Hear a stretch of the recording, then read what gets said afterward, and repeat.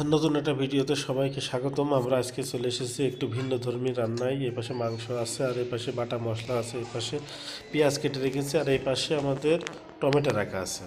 আমরা টমেটোতে মাংস রান্নার চেষ্টা করব আমাদের চ্যানেলে প্রথম।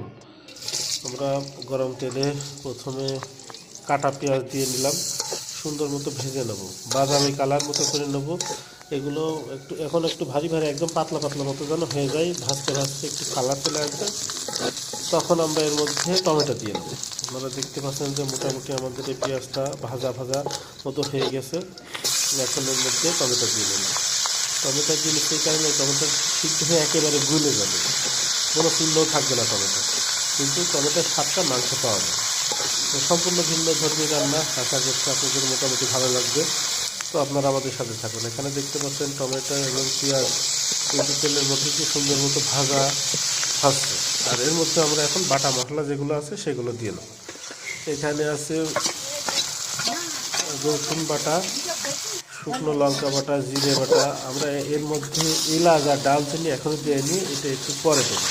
আপনারা দেখতে পাচ্ছেন যে এটা সুন্দর মতো একদম বাটা বাটা মতো হয়ে গেছে, কিন্তু সেই টমেটোটাও প্রয়োজন মতো লবণ হলুদ দিয়ে নেব।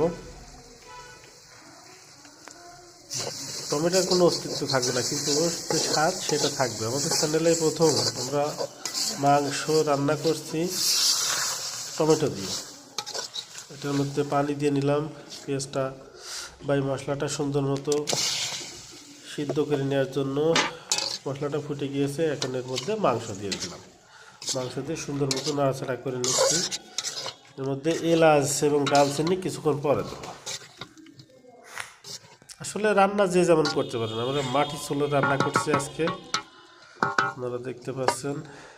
এখন আমরা ঢেকে রাখবো, ঢেকে রাখলে মাংসটা দ্রুত সিদ্ধ হয়ে যাবে। এবার আমরা ডালচিনি এবং এলাচটা ফাটাই নিয়ে ডালচিনিগুলো ছোটো ছোটো করে ভেঙে নিয়ে দিয়ে দেবো। আপনারা দেখতে পাচ্ছেন এখানে আমরা এলাচটা ফাটাই নিচ্ছি। আপনারা বেটেও দিতে পারেন, যে যেভাবে রান্না করেন আর কি। আমরা এভাবে আজকে ভাবেছি রান্না করব, যেমন ভাবা তেমন কাজ, সেই অনুযায়ী আমরা আজকে রান্না করছি। আপনারা এখানে দেখতে পাচ্ছেন যে আমাদের রান্না চলছে, কষানোর প্রক্রিয়া চলছে। আমরা একটু এই মশলা দিয়ে সুন্দর মতো ভাজা ভাজা করে নেব, তাহলে এতে একটু ঝাঁঝালো সেন্ট আসবে বা টেস্ট আসবে। আমরা এটা আবারও ঢেকে রাখবো। আমরা এখন ঢাকনা উঠাবো। আপনারা দেখতে পাচ্ছেন যে এতে বেশ পানি ছেড়ে দিয়েছে। পানি ছেড়ে দিয়েছে, এই পানিতে মাংসটা কষানো হয়ে যাবে সুন্দর মতো।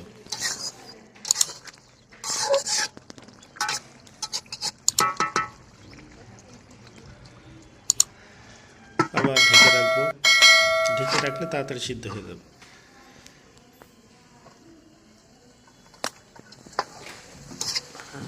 আমাদের রান্না চলছে, আপনারা দেখতে পাচ্ছেন কষানো প্রায় শেষ পর্যায়ে চলে এসেছে।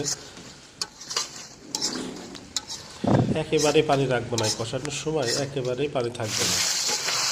এখন আপনারা দেখতে পাচ্ছেন যে আমাদের যে পানিটা ছিল একেবারেই কিন্তু নেই। এটা একটু ভাজা ভাজা করে নিলে একটা আলাদা ফ্লেভার আসে এবং মাংসের টেস্টটাও সুন্দর হয়। আমাদের কষানো শেষ হয়ে গেছে। এখন আমরা ঝোলের জন্য যে পানিটা সেটা দেবো। এই পানিটাও বেশি দেবো না, অল্প অল্প পানি দেব। আর অল্প কিছুক্ষণের ভিতরে আশা করছি আমাদের রান্না হয়ে যাবে। আপনারা দেখতে পাচ্ছেন এটা বলক উঠে গেছে, রান্না প্রায় শেষ পর্যায়ে।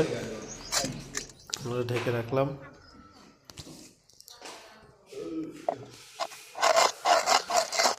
আমরা জিরেটা ভেজে নিয়েছি, জিরেটা ভেজে নিয়ে ভাজা জিরেটা উপরে ছিটাই দেবো, তাহলে আমাদের রান্না কমপ্লিট হয়ে যাবে। আপনারা দেখতে পাচ্ছেন যে আমাদের ঢেলে রাখা মাংসে আমরা ভাজা মশলাটা দিয়ে দিলাম।